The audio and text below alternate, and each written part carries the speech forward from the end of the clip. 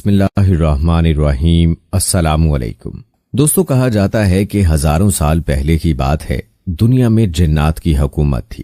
یہاں خون ریزی تھی، دنگا فساد تھا، نافرمانی اور کفر و شرک کا غلغلہ تھا۔ نیکی بہت کم تھی، بدی بہت زیادہ تھی۔ خالق کائنات نے جنات سے دنیا کی حکومت لے کر ایک دوسری مخلوق کو دینا چاہی تاکہ جنات کا غرور خاک میں ملے۔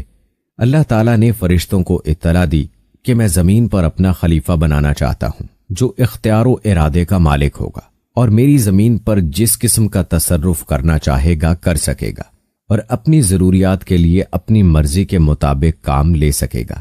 گویا وہ میری قدرت اور میرے تصرف و اختیار کا مظہر ہوگا۔ لہٰذا اللہ تعالیٰ نے آدم علیہ السلام کو مٹی سے پیدا کیا اور ان کا خمیر تیار ہونے سے قبل فرشتوں کو اطلاع دی، اے ملائکہ، میں زمین میں ایک خلیفہ بنانے والا ہوں۔ آدم علیہ السلام کا خمیر مٹی سے گوندا گیا اور ایسی مٹی سے گوندا گیا جو نت نئی تبدیلیاں قبول کرنے والی تھی۔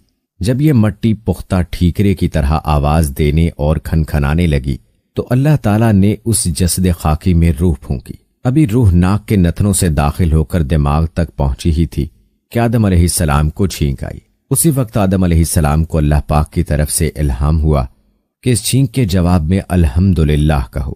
آدم علیہ السلام نے چھینک لیتے ہوئے الحمدللہ کہا، جس کے جواب میں عرش معلی سے یرحقم اللہ یعنی اللہ تجھ پر رحم کرے گا جواب آیا۔ پھر رفتہ رفتہ روح آدم علیہ السلام حضرت آدم علیہ السلام کے تمام جسد خاکی میں سرایت کر گئی۔ کیوں وہ مٹی کا پتلا بیک گوشت پوست ہڈی اور پٹھے کا زندہ انسان بن گیا اور ارادہ، شعور، حس، عقل اور وجدانی جذبات و کیفیت کا حامل نظر آنے لگا۔ اور ایسے آدم علیہ السلام کی تخلیق اللہ کے حکم اور ارادے سے مکمل ہوئی۔ پھر اللہ تعالیٰ نے آدم علیہ السلام کا اعزاز بڑھانے کے لیے ان کو اپنے علم سے علم عطا کیا۔ قرآن پاک میں آتا ہے، اور اللہ تعالیٰ فرماتے ہیں آدم کو اللہ نے سارے نام سکھا دیے۔ پھر اللہ پاک نے فرمایا، یعنی اے ملائکہ، ان چیزوں کے نام بتاؤ۔ فرشتوں کو بھی خبر تک نہ تھی کہ ان چیزوں کے کیا کیا نام ہیں۔ کائنات کی تمام اشیاء فرشتوں کے سامنے پیش ہیں اور ان کے نام ان معصوموں سے دریافت ہو رہے ہیں۔ چنانچہ اس عظیم سوال پر سارے فرشتے عاجز ہوئے اور سب نے انکساری سے عرض کیا، اے پاک پروردگار، تیری ذات خوب واقف ہے کہ ہم ان چیزوں کے نام نہیں جانتے، ہمیں تو بس وہی علم ہے جو تو نے ہمیں عطا کر رکھا ہے، یعنی ذکر خدا اور تسبیح الہی، اور فی الحقیقت تو ہی سب چیزوں کا جاننے والا ہے اور بڑا حکمت والا ہے۔ سورہ بقرہ کی آیت نمبر 33 میں آتا ہے، اللہ تعالیٰ نے فرمایا، آدم تم ان کو ان چیزوں کے نام بتا دو۔ چنانچہ جب اس نے ان کے نام ان کو بتا دیے تو اللہ نے فرشتوں سے کہا، کیا میں نے تم سے نہیں کہا تھا کہ میں آسمانوں اور زمین کے بھید جانتا ہوں، اور جو کچھ تم ظاہر کرتے ہو اور جو کچھ چھپاتے ہو مجھے اس سب کا علم ہے۔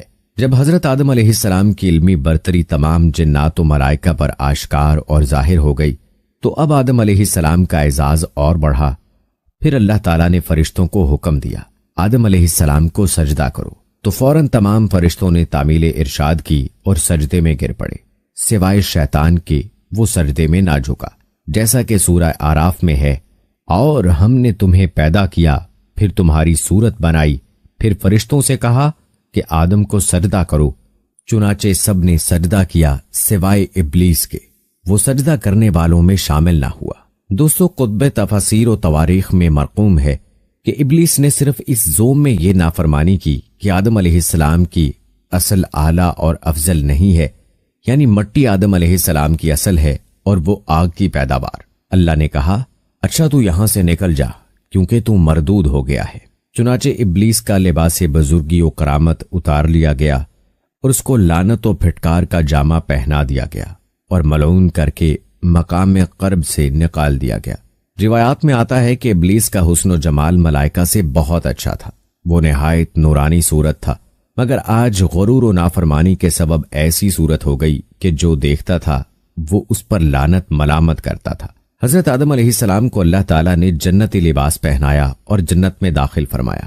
آپ جنت میں جہاں چاہتے گھومتے، جو چاہتے کرتے، لیکن ساتھ میں خود کو اکیلا محسوس کرتے۔